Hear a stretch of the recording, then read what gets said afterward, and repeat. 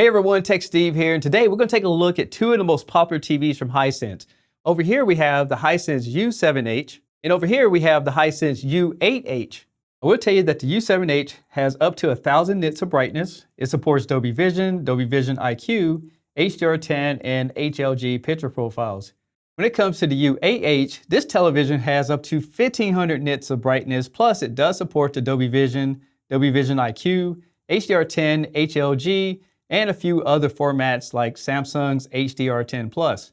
And overall, the reason these TVs are popular is because they both have 120 Hz, they both have HDMI 2.1 inputs for your gaming consoles, and a lot of other similarities. So let's get right into the differences. First thing I want to show you guys is the picture settings of both TVs. So I've just put them in filmmakers mode, and I did a factory reset on each of them. You can see the settings are exactly the same. There's no other changes that you're going to see. So the first thing I want to show you guys is the contrast test. You can see on the U7H, we have some gray levels right here. And as we go over here to the U8H, I don't think the grays are as accurate as I see on the U7H. All right, looking at this contrast test, to me, they look almost identical except for the U8H is a lot brighter. But other than that, you can see between these two tests, they look almost identical.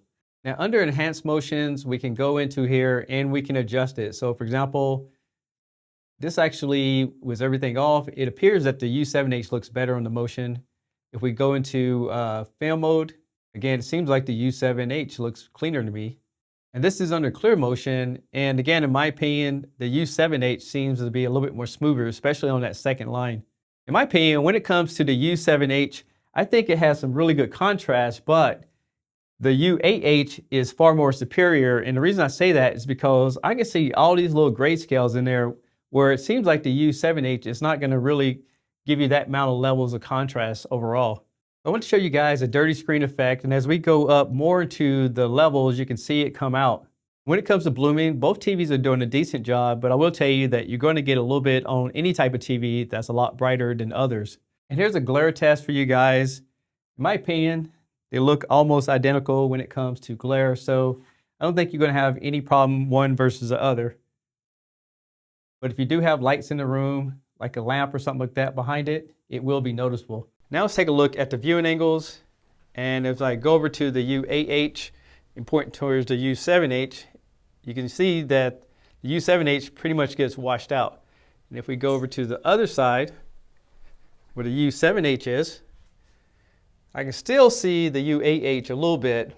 And this is what it looks like from the bottom angle, just in case you put it on a fireplace or something like that. So I showed you guys some of the pros and cons about both television when it comes to contrast, motion, and you can see each television has their plus and minus. Now I would tell you the similarities of these TVs are really obvious. First of all, we already talked about the input, but another thing that makes these TVs similar is that they're powered by the Google operating system. They both have a gaming zone and both TVs support Dolby Vision.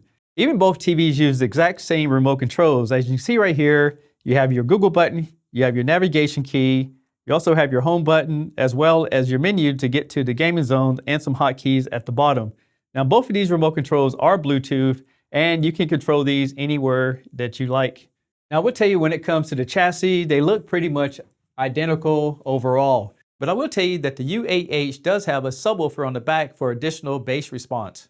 Also the U7H has these angle feet where the U8H, the feet actually goes back and angles up. Both TVs also has hand-free Google operating system, but if you mute it, you can see there's lights on the bottom. But you can easily hit the switch. Now you can do your voice commands and the lights will turn off eventually. Now in my opinion, looking at both of these TVs on a computer screen, I really think the U8H definitely does a much better job as far as giving you overall colors. But if you need to, you can definitely use it as a web browser on either TV and it'll work fine. But just keep in mind, if you get a larger TV, you just want to make sure you have a far enough distance away from it so it looks clear as possible. Now when it comes to gaming, I will tell you that both TVs will support up to 4K at 120 Hz using the HDMI 2.1 inputs and something like a PS5 or Xbox Series X. Now I also would tell you that both TVs have auto low latency, VRR, so you get that variable refresh rate, and you can plug in a computer and get AMD FreeSync. So that's going to be some options for you guys out there with computers.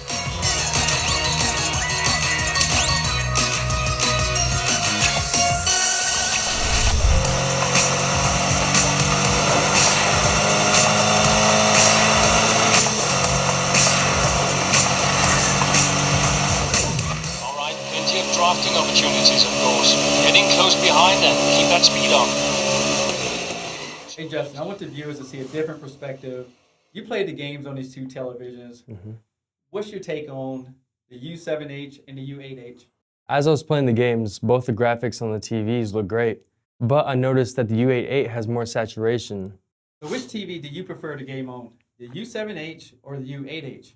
Me personally, I'd choose the U8H. The U7H looks great, but to be honest, I think the U8H has more of a true color. You could see the sun setting in the background compared to this sunset in the background here. I would tell you that both TVs run off a Google operating system, and both of them are equally fast with the Meritech processing chip. As we go back up to the top, you can see you can do live, movies, shows, applications, and if you go over to your profile, you can then set up the Google Photos, so it will show different pictures randomly. And both of these are the exact same software. If you can see right here, both of them using Android 11. And if you look at the kernel, you can see they're exactly the same as well as the build. So we're definitely getting the same experience on both TVs. Another feature you can do with both TVs is if you have like Bluetooth headsets, keyboards, mouse, you can also go in here and pair them up and connect them to the TV with no problems whatsoever. Next, I'm gonna let you hear the audio system in both TVs, but keep in mind, this is a recording, so if you have headphones on, you might be able to tell the difference. If you watch it on a mobile device, you probably won't be able to tell any difference whatsoever. But I got a little clip from Avatar 2 to let you guys check out. Dad, I know you think I'm crazy. Never mind those big rocks. But I feel her.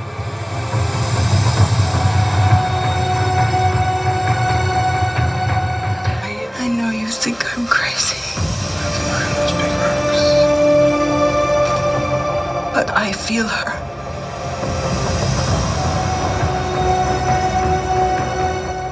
So here's my final thoughts. Both TVs are great.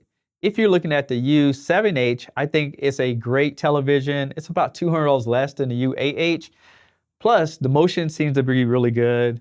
It looks really natural. The biggest thing that I noticed is that over the U8H, the colors don't pop as much. So even though a lot of this footage looks really oversaturated for the U8H, you can go into the calibration settings and tone that down. I just left everything at factory settings. Also, the black levels seem a lot better, but just that brightness definitely makes a world of difference whenever you're watching just regular content. It's like having something that can really perform at this level and you can tone it down through the setup. So I would say either TV, you're fine.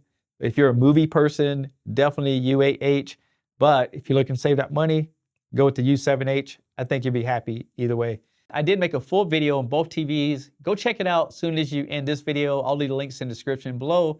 But I want to ask you guys a question. Just looking at this recorded footage, which TV would you go for and why? Leave that in the comments below. I'm techsteve. Thanks a lot for watching, and I'll catch you guys on the next one. Peace! And here's some bonus footage.